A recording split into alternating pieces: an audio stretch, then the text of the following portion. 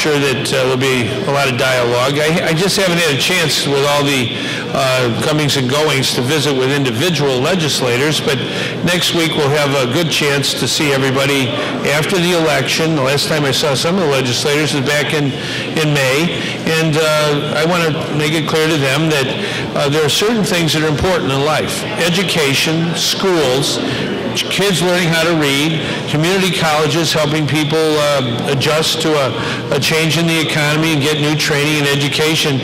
Those are fundamental things, and that's the best way to have jobs, good jobs, that last a long time. Can you talk a little more specifically, now that the election's over, about specific budget cuts you'll make, because the surcharge for education doesn't come close to addressing that? Well, we'll be having announcements on that, but basically as we go through this budget year, we said at the very first day of the budget, there will be things we have to do to get through, and that may mean saying to departments, you're going to have to reserve this amount of money and not spend. That may be what we have to do. I want to preserve the core functions of government: education, health care, public safety, taking care of our veterans. Those are core functions. We don't want to hamper those, but other things may have to take the back seat for savings. Well, I think the legislature really ought to take a look at this whole program of scholarships.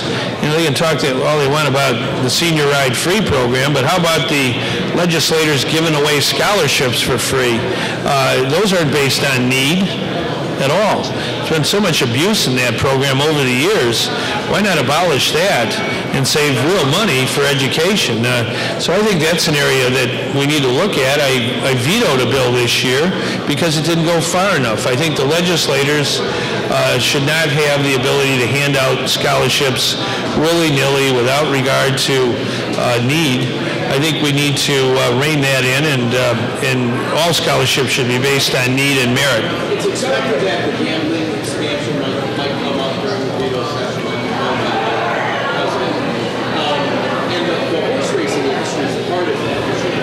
And they're convinced that you will sign it, should it pass, because it retained 20,000 jobs and possibly add 10,000 jobs to the industry with the slots at Well, I haven't seen the bill that everyone is talking about from this group. You know, I think it's important to look at the details, and it sounds good if you say it fast. I want to make sure that there's jobs that they're talking about. But you can't gamble your way into prosperity in Illinois. I think we need to repeat that the best way to create real growth and economic development is to focus on manufacturing and service jobs that are here today and here tomorrow. And that's where I'm coming from. That means a good education. That means investing in our roads and our bridges, our rail systems, our water systems, our schools. So there's no quick shortcut to prosperity. And sometimes the enthusiasts for gambling, I think, make it sound like just one-stop shopping to get to heaven, and it doesn't work that way in life.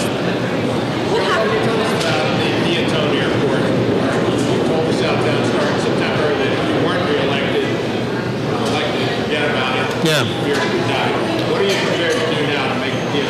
Well, I'd like to see that completed, that mission completed by the 4-year term that I'm going to be sworn into.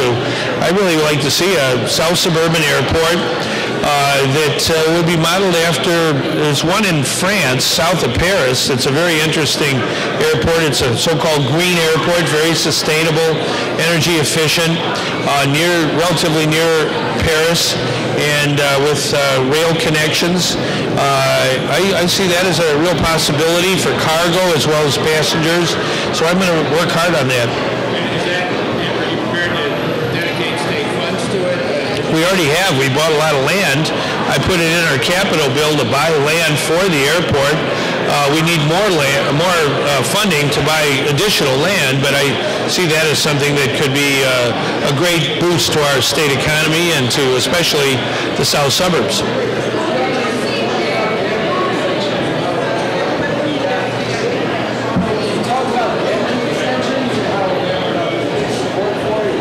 Me? Wait a minute. I haven't talked about gambling expansion at all. I'm not enthused at all about gambling, never have been. I just said you can't gamble your way into prosperity. You know, I think we have to understand in Illinois that we have some gambling, but do we want to expand it and make Illinois the Las Vegas in the Midwest? Not in my opinion. I'm willing to look at bills, you know, and see what people are talking about. I think I have an obligation to do that, but I'm in no way a big enthusiast for expanding gambling.